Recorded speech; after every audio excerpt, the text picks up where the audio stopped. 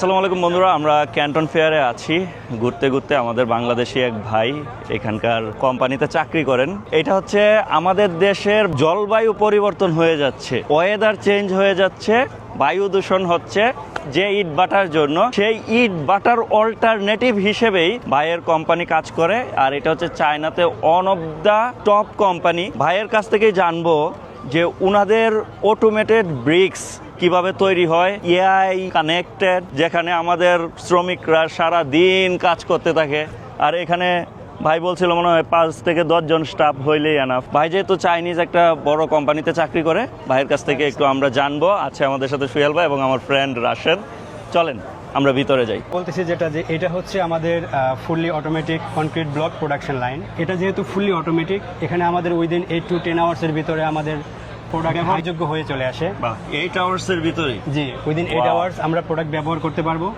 আর যদি naturally curing করি তাহলে প্রোডাক্ট টু প্রোডাক্ট ভেরি করবে যে আমাদের কিউরিং টাইমটা কতদিন হতে পারে। নর্মালি যদি আমরা বলি সেটা হচ্ছে যে বিল্ডিং ম্যাটেরিয়ালস যে প্রোডাক্টটা সলিড ব্রিক, সো সলিড ব্রিক্সে আমাদের 7 to 10 ডেজের ভিতরে আমরা ব্যবহার করতে পারবো যদি ন্যাচারালি কিউরিং করি। আর যদি অন্যান্য যে হলো ব্লক যে আইটেমগুলো আছে, দেন রেক্টেঙ্গুলার পেভার, ইউনি পেভার, যে রোড কনস্ট্রাকশন যে প্রোডাক্টগুলো, এগুলোতে আমাদের 14 থেকে 21 দিন সময় লাগে আপনার ফাইনাল স্ট্রেংথ গেইন করতে। এরপরে আমরা ব্যবহার করতে পারবো। আমাদের এই ব্লক মেশিনটা শুধু আমরা ব্লক বললে ভুল হবে, এটা একটা মাল্টিফাংশন মেশিন।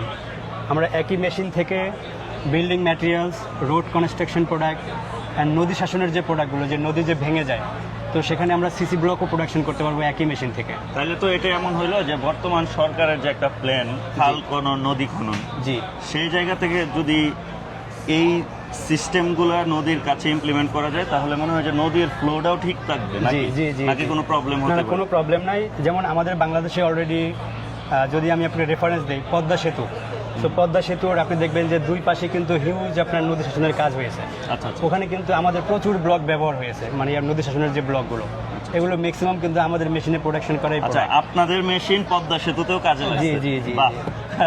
তাহলে তো বুঝতেই পারছেন যে ওনারা খুবই টপ রেপুটেড একটা কোম্পানি ইন চায়না। জি জি জি। এবং ওনারা হচ্ছে যে সার্টিফাইড, যে গভর্নমেন্টের পক্ষ থেকে যে একটা সার্টিফিকেশন দেওয়া হয় one of the top company, এইটা হচ্ছে ওনাদেরকে সার্টিফিকেশন দেওয়া হয়েছে। জি, বাংলাদেশে আমার জানা মতে অ্যারাউন্ড 12,000-এর মতো ইটভাটা ছিল, এখন অনেকটা কমে গেছে। যে আমরা কিন্তু প্রচুর পলিউশন ক্রিয়েট করতাম। হ্যাঁ, এখন হচ্ছে আমরা মাটি কেটে ইট তৈরি করতাম। তো আমাদের যেহেতু দেশটা খুবই ছোট, মাটি কাটতে দেখা যায় যে আমাদের ফসল কিন্তু আমাদের শর্ট হয়ে যাচ্ছে। রাইট।